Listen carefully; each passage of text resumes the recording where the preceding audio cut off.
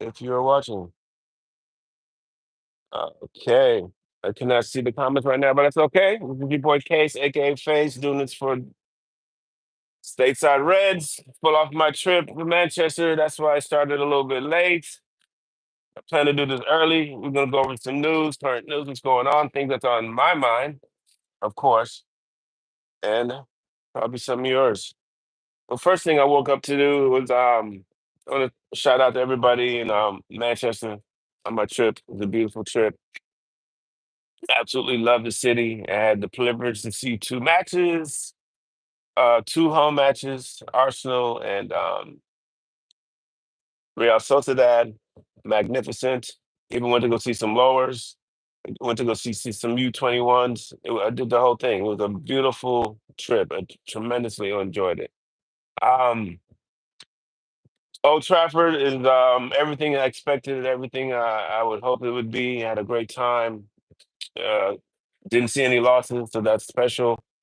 So also a 1-0 over a 1-1 against Arsenal.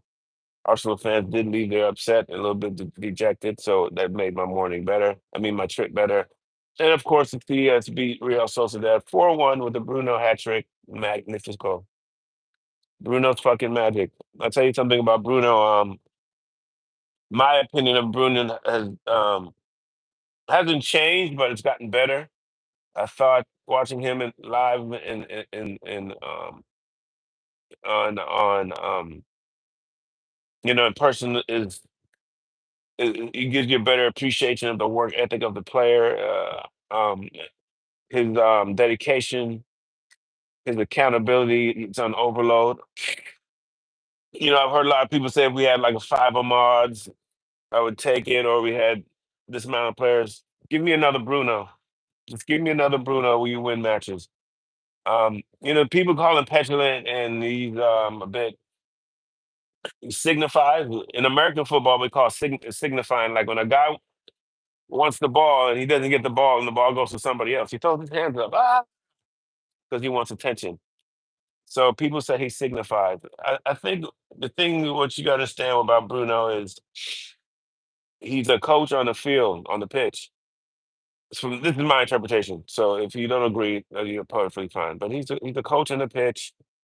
He actually understands the ball more than obviously everybody in the pitch, and he's just I think he expects guys to be in certain places, and his disappointment does come out. So if that's the case. I wouldn't call him petulant. I just think he's just magnificent. He's just a great player. Oh, I'm gonna do that later. But anyway, uh, yeah, Bruno, great. Now today's news, I woke up to this guy named Petigo. He's talking about players being moved on. Petigo had a lot to say recently. He's he dropped that players are on the move, and the names that came players on the move to bring sales for future sales, and the players were Lindelof. Um, I'm forgetting it. Lindelof, Casemiro, and the big name was and Ericsson. Lindelof, Ericsson, Casemiro, and the big name is Kobe Manu. Well, Kobe Manu. That's all I really want to speak about. Kobe Manu, yes, if we do sell Kobe Manu, it's going to bring us a lot of funds. Yes, it's going to help us get players. But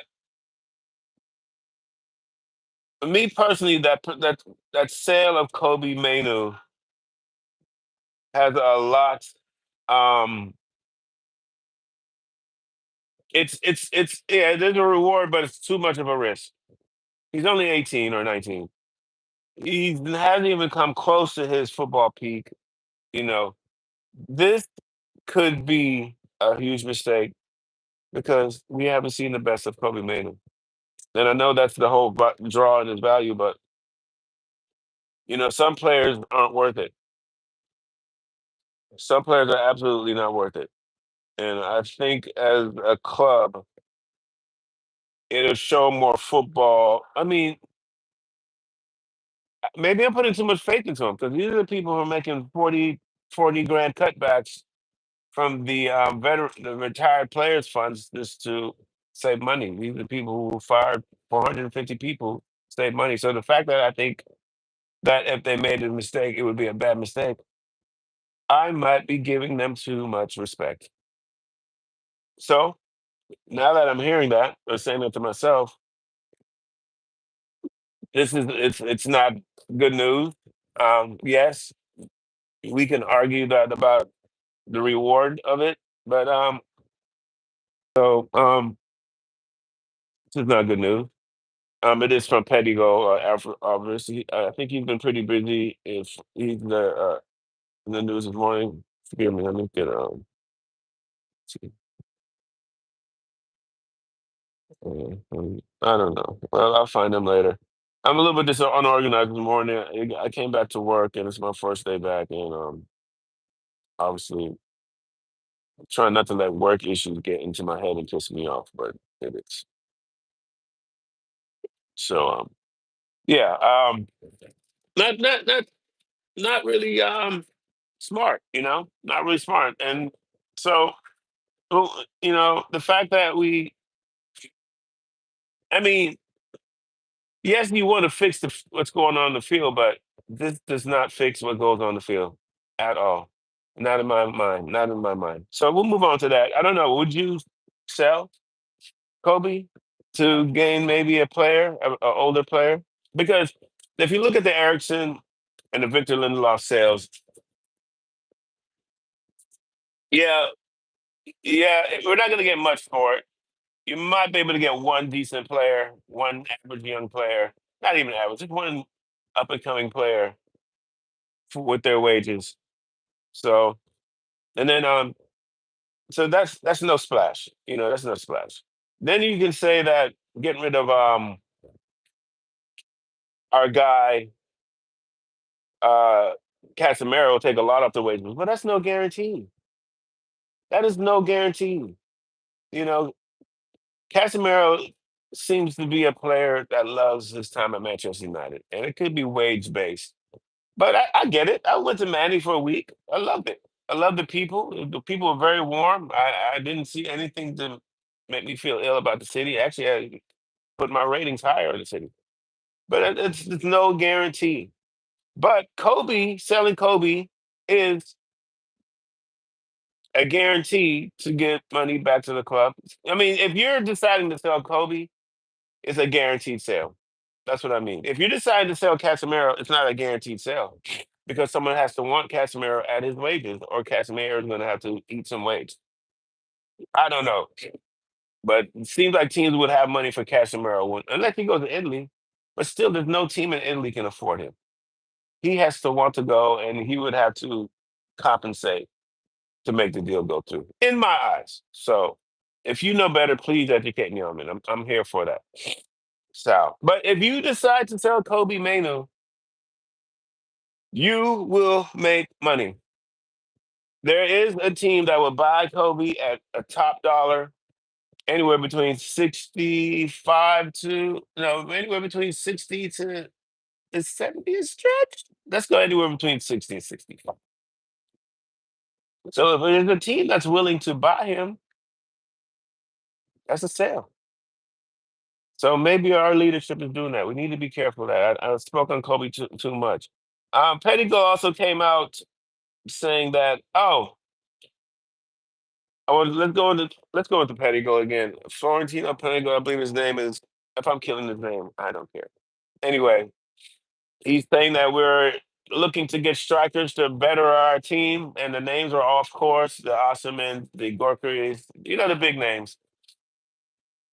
Um, we'd have to sell a Kobe Manu to get these strikers. So maybe I'm not saying that's a link, but I think this is a lot of smoke and mirrors. I think this, yeah, it's if the club is releasing it, the club is releasing it because they want to take our mind off other stuff. In my mind, plain and simple. This is what the Glazers do, and you have to say that these are the Glazers doing it because the Glazers are still in charge. I don't care who has 20 something percent. I don't care Omar. If the Glazers want something to be released, they can override everybody easy. But maybe I'm being a conspiracy theorist. But here we go. Um, Yeah, so there's some foreign names that came out. I don't want to get into the names. You can look it up. It's out there. My hope it's all the same. As long as you got awesome and the gentleman from Sporting on there. Those are the big names. Those are going to be the top probably strikers to get. You know, I know some other names I would like, but people probably don't rate them. But they're out of our price range. Plain and simple, they're out of our price range. So unless they're planning to sell Kobe, they're out of our price range. And it'd be nice to have a top frontline striker to lead Rasmus, but they're out of our price range. So for anyone to get geeked off that, the club has to think we're all idiots and don't understand ball. You know, that's how it goes. And oh yes, the last thing I want to chat on because I need to go to work. Ugh, get these follows up and likes up so I don't have to work a 9 to 5. I'm joking. Don't do that. Manchester United has raised ticket prices. A 5% increase. Uh, it's the way of the future. This is what's going on. I'm not saying I agree with it. I'm not saying I could totally disagree with it because I haven't really researched it, but that's the big thing right now. A lot of our supporters groups are upset. Ticket price increase to sell. The 158 is upset, because a lot of our supporter groups would love to be part of these decision or when we make these choices, they would like to be informed. And I get that. But the only thing the club likes to inform us about before it happens is transfer moves, transfer possibilities, stadium developments, and stuff like that. Because all that stuff helps us take our mind off the real moves, like ticket price, ticket increase. It's going to happen. We talked about it, we debated about it. It's going to happen. So it's funny. When it comes to tickets at Manchester United, this is the last thing I'm going to talk about. I'm going to move on. So the ticket price, the treatment of the season ticket holders is insane. It's incredibly rude to me. I had the pleasure to hang with a lot of season ticket holders. I had the pleasure to get tickets from season ticket holders, and there's a fear amongst them about missing a game. Um, um, Missing a game or giving a ticket to somebody who can go there and misbehave and you be banned. And it's not a lot. It doesn't take a lot to lose to get your tickets taken away and be banned. I mean, you gotta mind you, when you pay for season tickets, you buy we all know this. You buy your tickets. You pay for your tickets at the beginning of the season. So the club's already made money off of your tickets because you paid for them. But the fact is, if you miss a game, a certain amount of games, or I forget how many games it was, maybe 5% of games, something ridiculous, they will seize your tickets and do what they want with them after you've already paid for them. That's a big criminal. That's like if you bought your car and decided to go to a secondhand shop to modify it. The car dealership comes back and says, we're taking the car back because we don't like the rims you put on it. Oh, you didn't put the rims on that we recommend. It's a bit insane if you think about it, that you wanted to treat season ticket holders and hold them hostage. It just feels wild. Like it's a weird thing because in the United States they don't do that. I hate to reflect back to America, but this is stateside rage. They don't do that. Very interesting. And last thing I'm gonna talk about, it has to do with the season tickets. Tickets. The seats behind where the players sit, they're now going to move everybody from those seats, and they're going to turn them. It's like the first 4 rows behind where the players are seated. Those are now going to be luxury VIP seats that the club will have control of. So those season tickets holders are getting moved. Thanks for years of service. When you go to years of being a part of the club, When you go to the stadium, you see these silver plaques on each seat, and these are season ticket holders. People have been only way you can be a season ticket holder in those seats is or get your name plaque is because you've been a season ticket holder for 25 years. The club kind of that's your reward. I'm pretty sure behind those player seats, there's a good number of plaques on seats, and those people will be relocated to where the club chooses they should be relocated. Can you fucking imagine? That's like the Lakers saying whoever sits in the front, I don't know, or Jack Nicholson used to sit because he is the season ticket holder for 25 years, and they said, you know what, we're gonna do what we want with these seats. Actually, that's a bad comp- comparison because Jack Nicholson is a celebrity because all the club's going to do now is put celebrities behind there. But to say, if you sat there, no, fuck it, Jack. The Lakers just took his seats. 'Cause Jack is also a Laker fan and said, you're no longer here. We're going to relocate you to where of our choosing, and we're going to put, I don't know, someone who owns a big Microsoft company right here. Someone, one of our big sponsors right here. Someone we make money on. That's what it is. But it seems all a bit odd to do that. Stadium's supposed to get turned down anyway, so why making all these moves now? Are you just preparing us for the next? Oh, they're preparing us for the next stadium move too. But anyway, the club's got to do what it does to make money because we need players, and Kobe is up for sale, allegedly. I want to thank everybody for joining me. This is Case for my early morning chat. I don't know what to call this.